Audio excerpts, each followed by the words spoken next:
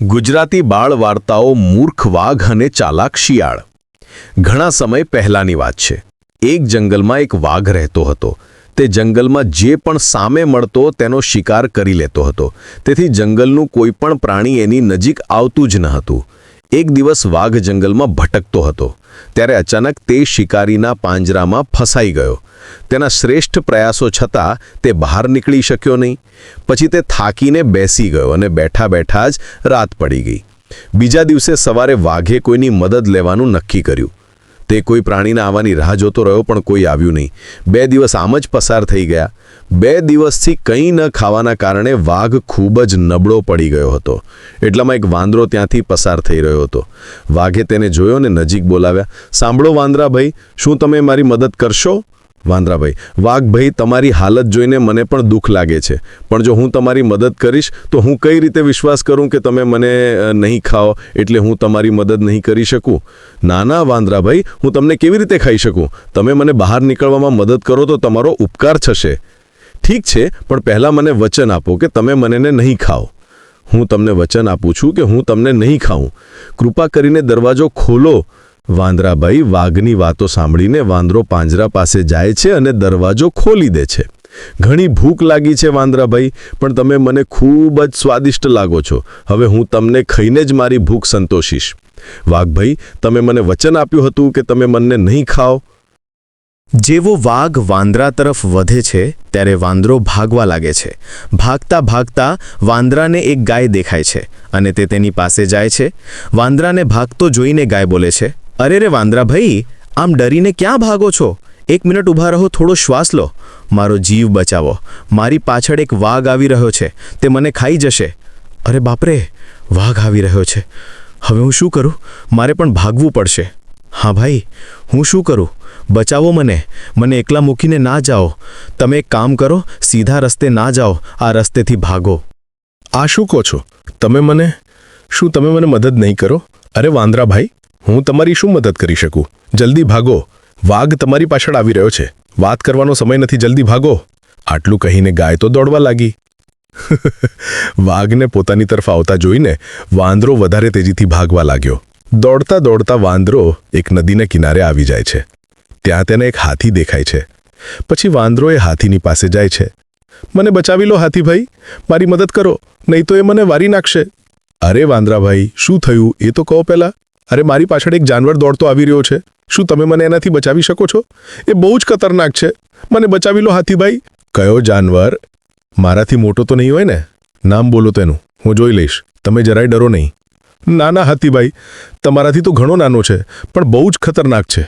તો પછી કહો ને, કયો જાનવર છે જેનાથી તમે ડરીને ભાગી રહ્યા છો? હાથીભાઈ, તે જાનવર એક વાઘ છે, જેણે મારી જોડે વિશ્વાસઘાત કર્યો છે. શું કહ્યું તમે? વાઘ? અચ્છા, તો ઠીક છે, તો હું જાઉં છું. તમે તમારું ધ્યાન રાખજો. અરે હાથીભાઈ, મને એકલો છોડીને ક્યાં જાઓ છો? મને પણ તમારી સાથે લઈ જાઓ, નહીં તો એ વાઘ મને ખાઈ જશે. મારા માટે રોકો હાથીભાઈ.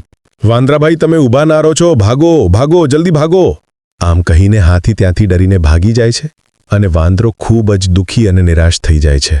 કોઈએ મારી મદદ ના કરી, બધા મને છોડીને ભાગી ગયા. મને લાગે છે કે મારો અંતિમ સમય નવાઈ આવી ગયો છે. હવે મારે મરવું જ પડશે. જ્યારે વાંદરો ડરથી રડતો હતો ત્યારે અચાનક એક શિયાળ ઝાડીઓમાંથી બહાર નીકળીને વાંદરાની રાની સામે આવી ગયો. શિયાળને જોઈને વાંદરો વધારે ડરી જાય છે અને જોર જોરથી બૂમો પાડવા લાગે છે. બચાવો બચાવો, વાઘ આવી ગયો, કોઈ બચાવો મને.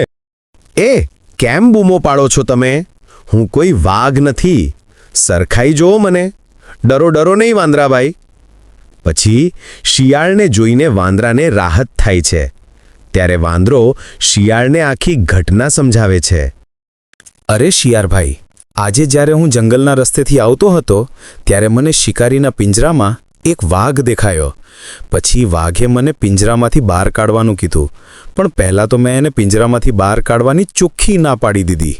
પછી જ્યારે વાઘે મને કહ્યું કે જો હું તેને પિંજરામાંથી આઝાદ કરું તો એ મારો મિત્ર બનશે, પણ જ્યારે મેં તેને પિંજરામાંથી આઝાદ કર્યો ત્યારે મારા મિત્ર બનવાને બદલે એ મને ખાવા માંગતો હતો, તો એટલે હું તેનાથી દૂર ભાગી રહ્યો છું. અચ્છા, તો એ વાત છે, તો હું તમને એ વાઘથી બચાવીશ. શિયાળની એ વાત સાંભળીને વાંદરાને ગુસ્સો આવે છે અને એ એને કહે છે, શું બકવાસ કરો છો? તમે શું મારી મદદ કરશો?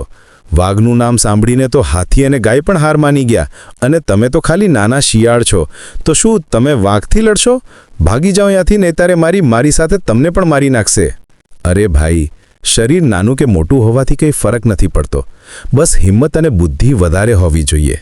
બંનેની વાતચીત ચાલુ જ હતી તેવામાં ત્યાં વાઘ આવી જાય છે અને વાંદરાને જોઈને દહાડીને કહે છે, મૂર્ખ વાંદરા, તો તું અહીં છે? તે કઈ રીતે વિચારી લીધું કે તું મારાથી બચી શકીશ? તું જ્યાં પણ જા, હું ત્યાં તને ગોતી લઈશ. અરે ઊભા રહો વાઘભાઈ, આ તો ખોટી વાત છે. મૂર્ખ શિયાળ, શું કહેવા માંગે છો? આમાં ખોટું શું છે? એ જ કે વાંદરાભાઈએ તમારો જીવ બચાવ્યો શિકારીથી લડીને, અને તમે એને જ ખાવા માંગો છો? શું શિકારીથી લડીને? શું મજાક છે? વાંદરાએ કોઈ શિકારી જોડે લડાઈ નથી કરી. શું? હું કંઈ સમજો નહીં. સાચે શું થયું હતું વાઘાભાઈ? વાઘ શિયાળને પાછી બધી વાત સમજાવે છે, અને બધું સાંભળીને શિયાળ કહે છે, અચ્છા, તો વાઘભાઈ તમે જ વાંદરાબાઈની મદદ કરી? નહીં મૂર્ખ શિયાળ, વાંદરાએ જ મારી મદદ કરી. પણ મને કંઈ નથી સમજાતું વાઘભાઈ. તમે જે બોલો છો એ કામ કરો ને વાઘભાઈ, મને એ જગ્યા પર લઈ જઈને સમજાવો ને કે શું થયું હતું. અચ્છા ઠીક છે, ચાલો મારી સાથે. વાઘ વાંદરો અને શિયાળને લઈને એ પિંજરા બાજુ જાય છે અને પિંજરાની અંદર જઈને કહે છે, જો શિયાળ, હું આ પિંજરામાં બંધ હતો આવી જ રીતે. અચ્છા, તો વાંદરાએ પિંજરું ખોલ્યું કઈ રીતે એ તો બતાવો. તને એટલી પણ સમજ નથી પડતી મૂર્ખ શિયાળ. જો, મેં પિંજરું બંધ કરી દીધું. હવે તું લગાવ બહારથી તાળું. શિયાળ જલ્દીથી પિંજરાની પાસે ગયો અને તાળું લગાવી દીધું. લો, લગાવી દીધું તાળું. હા ઠીક છે, હવે વાંદરો આવે ને તાળું ખોલશે. લગાવી દીધું ને તાળું. હવે અમે આ પિંજરાનું તાળું નહીં ખોલીએ વાઘભાઈ. અરે ખોલો આને, ખોલો આને. વાંદરાભાઈ, મને આ પિંજરામાંથી બહાર કાઢો. વાઘભાઈ, તમે તો સૌથી મોટા મૂર્ખ નીકળ્યા. હવે રહો આની અંદર. નહીં, ખોલો આને, ખોલો આને. વાંદરાભાઈ, હું તમને નહીં ખાઉં. હું હવે સાંજે તમારો મિત્ર બની જઈશ. વાંદરાભાઈ, અચ્છા, તો વાઘભાઈ, હવે અમે નીકળીએ, તમે અંદર આરામ કરો. પછી વાઘને પિંજરામાં બંધ કરીને શિયાળ અને વાંદરો ખુશી ખુશી ત્યાંથી ચાલ્યા જાય છે. મને માફ કરી દો શિયાળભાઈ, મેં તમને ખોટા કમજોર સમજ્યા. અરે ભાઈ, શરીર નાનું કે મોટું હોવાથી કોઈ ફરક નથી પડતો. બસ બુદ્ધિ વધારે હોવી જોઈએ. આભાર મારા મિત્ર. હું આગળથી કોઈથી પણ નાના કે મોટા હોવાનો ભેદભાવ નહીં કરું. એ દિવસ પછીથી એ બંને ખૂબ જ સારા મિત્રો બની ગયા. તો જોયું બાળમિત્રો, શિયાળ પોતાની બુદ્ધિથી વાંદરાને કેવી રીતે બચાવે છે. આ વાર્તા પરથી આપણે શીખ્યા કે મુસીબતથી ભાગવા કરતાં બુદ્ધિ વાપરીને તેનો સામનો કરવો જોઈએ. તો બાળમિત્રો, તમને આ વાઘ, વાંદરો અને શિયાળની વાર્તા કેવી લાગી? કમેન્ટ કરીને જરૂર જણાવજો.